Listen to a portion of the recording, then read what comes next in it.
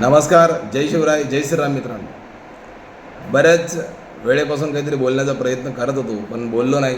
बघत होतो कोणाचे रिव्ह्यू कसे आहेत, काय आहेत.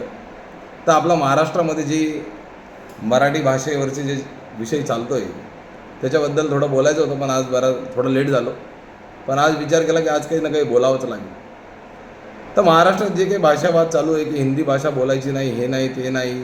तर मी महाराष्ट्रातील लोकांना सांगू इच्छितो का हिंदी ही आपली राष्ट्रीय भाषा आहे आणि ते आपला संपूर्ण भारतामध्ये कुठेही कोणीही राहील तर त्याला हिंदी बोलेल.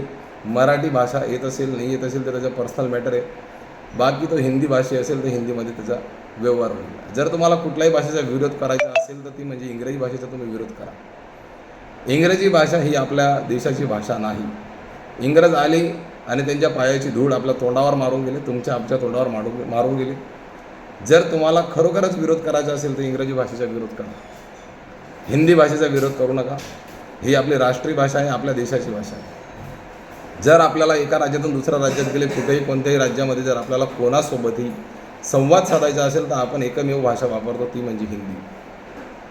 तर हिंदी भाषेचा विरोध करून काय मिळणार नाही. जर विरोध करायचा असेल तर तुम्हाला आजच सांगतो, तुमच्या मुलांना इंग्लिश भाषा शिकवू नका आणि इंग्लिश मीडियममध्ये कधीही त्यांना शिकवू नका.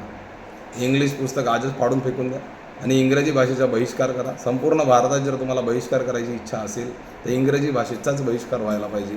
ना खानदेशी, ना मराठी, ना हिंदी. आपल्या भाषेचा स्वाभिमान बाळगा, आपल्या राष्ट्रीय भाषेचा स्वाभिमान बाळगा.